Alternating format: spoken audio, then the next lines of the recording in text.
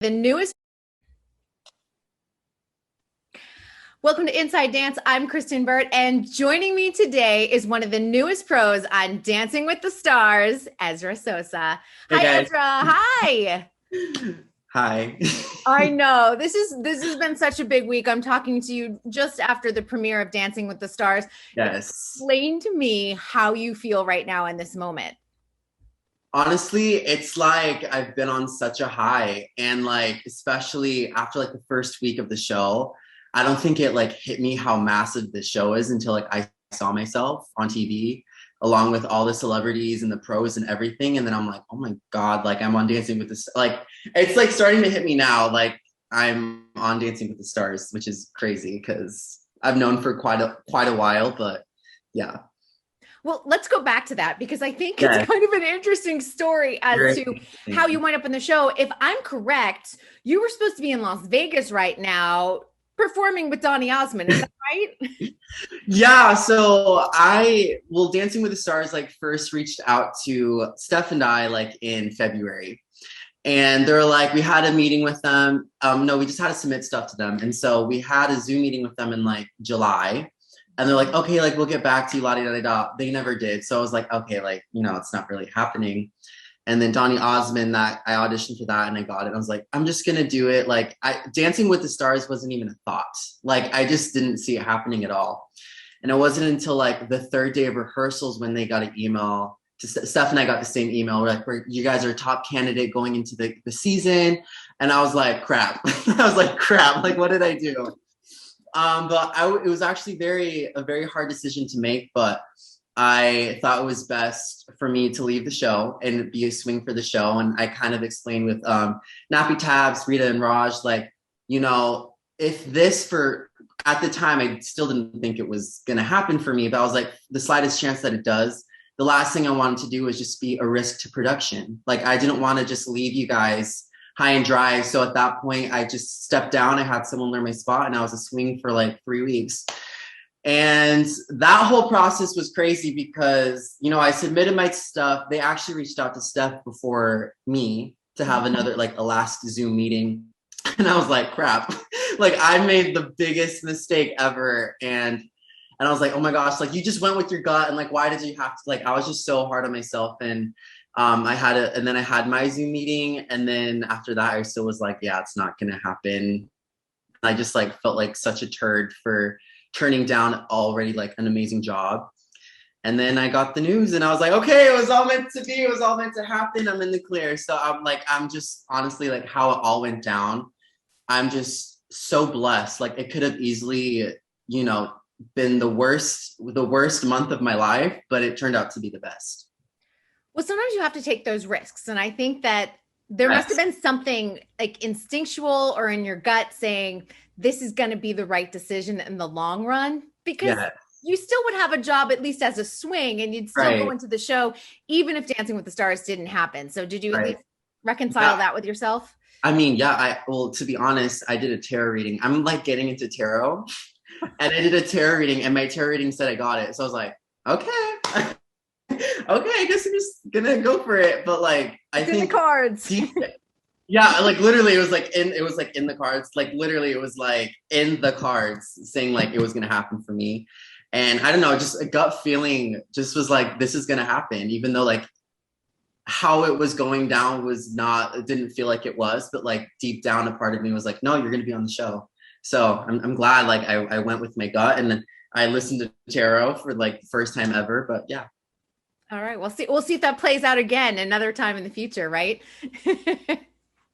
Right. Yeah. That's like also like a stressful part of the show is like I feel pressure to do amazing because I obviously just like want to come back. So yeah, so it's just there's a lot of pressure I put on myself.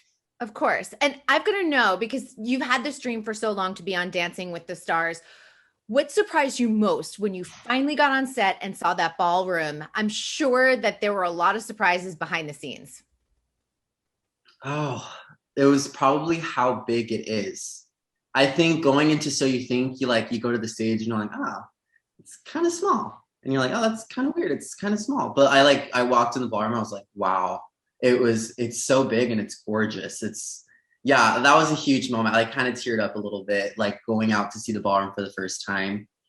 And yeah, that was probably it. Like you usually go on a set and it's like smaller than what you think it is, but then you go on this set and it's like it to me it was like bigger. And like the floor was huge and there was just so much space in there.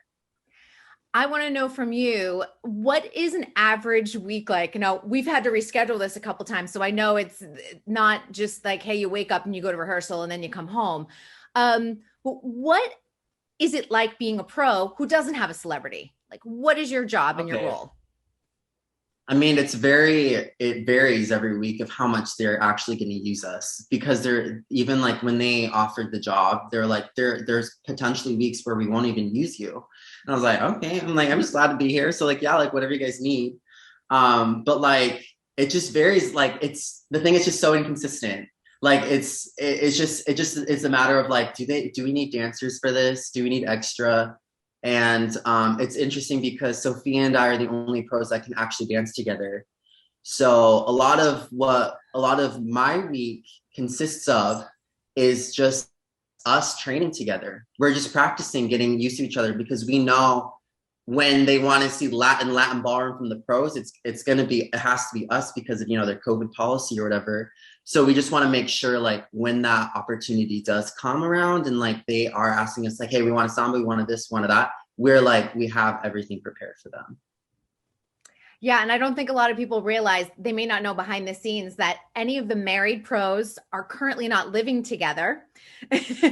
They are sequestered in different locations because they don't want two couples to get knocked out if there is a COVID positive test. So the fact that you and Sophia are the only two pros that can dance together is pretty remarkable in this season. Yeah.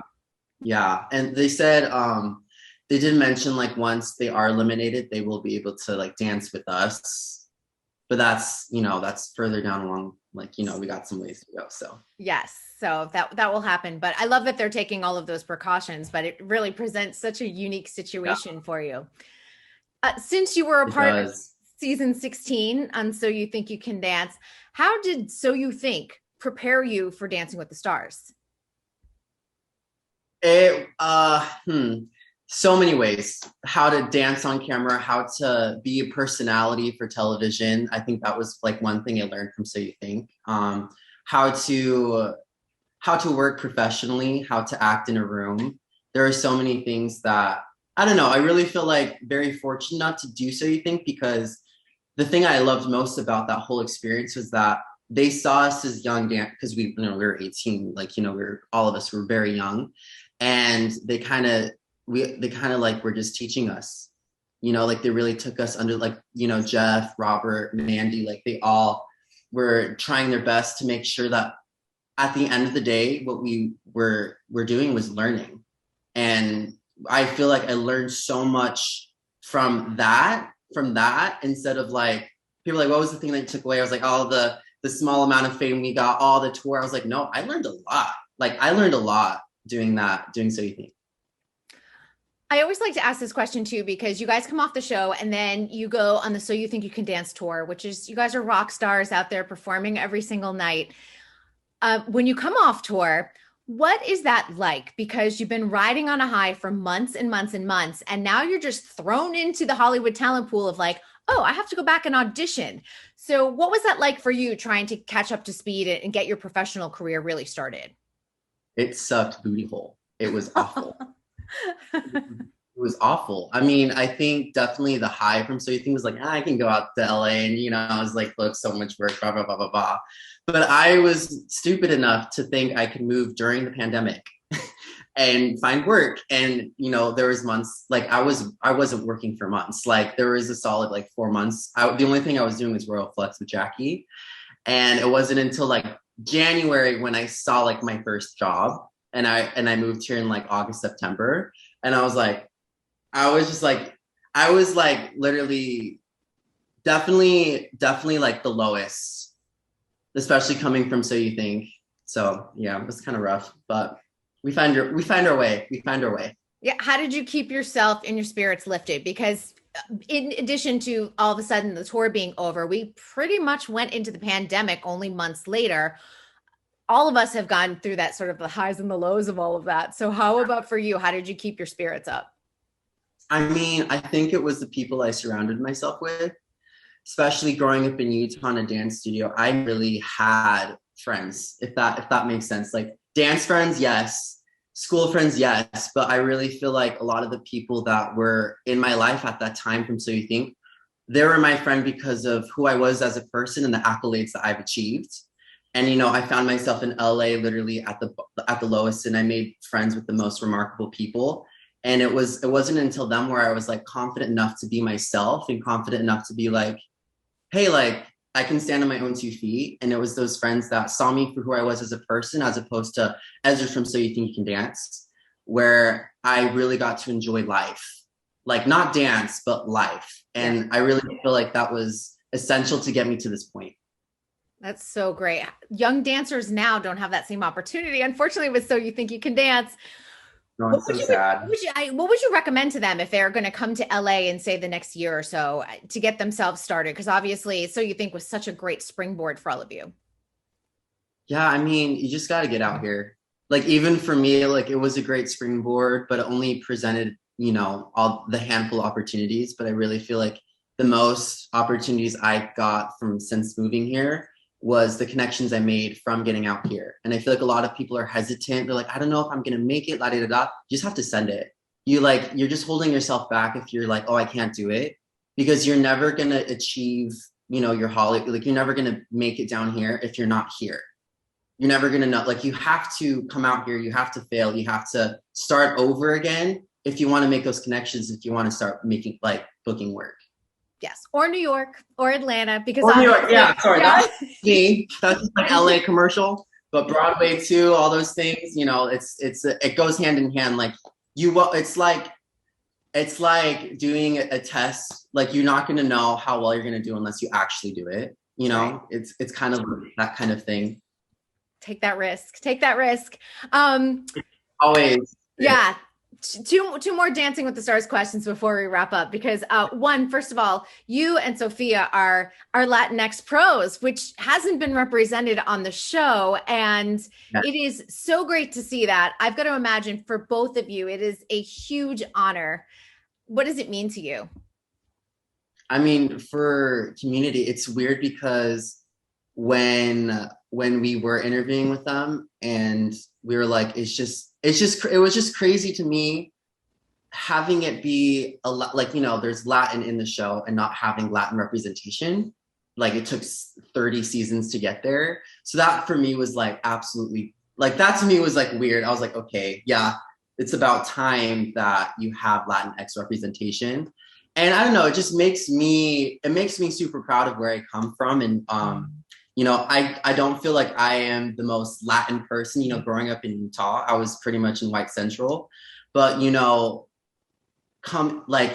knowing that my parents are immigrants from Mexico and Argentina, and really just, growing up in Utah, I would go to salsa clubs. I would go and do all those type of fun things, and just really knowing the sense of community, what it means to be Latino. Like there's a huge sense of community, and, just being here, making it this far as the first Latin person, which is crazy to wrap my head around. It took this long for them to realize, but it just makes me so proud. It really does, from where I come, not from where I come from, but where my parents come from the culture, from the community. And I feel like there's a lot of pressure for me too, because I am actually going to be doing Latin dances as a Latinx pro on Dancing with the Stars. So I really want to make sure that I do them proud more than anyone, because I am here as a dancer, but I'm also here representing a whole community. So I just really wanted to make sure that my dancing was up to par for them. Like my hips were on fire. I had the natural groove, the natural rhythm. And yeah, I think, yeah. Pave the way for the next generation. That's what you got to do. It's so good. One final question, because I know that your goal will be, of course, to be a pro with a celebrity in the future seasons. So I'm going to ask you the question that every pro gets. Who would you be your celebrity if you could have anybody? Okay. My professional answer is I don't have one because I know I'll never get the chance to pick, you know. Right. But The I Ezra don't know. answer. The Ezra answer. I toured with the Bachelor franchise after the So You Think tour, which was like it was such a like that was a lot. That was the funnest tour ever, and I got really close with Becca Kufrin and Ben Higgins, and I really feel like because I really feel like she could obviously make that show, like definitely be on Dancing with the Stars. But if she was my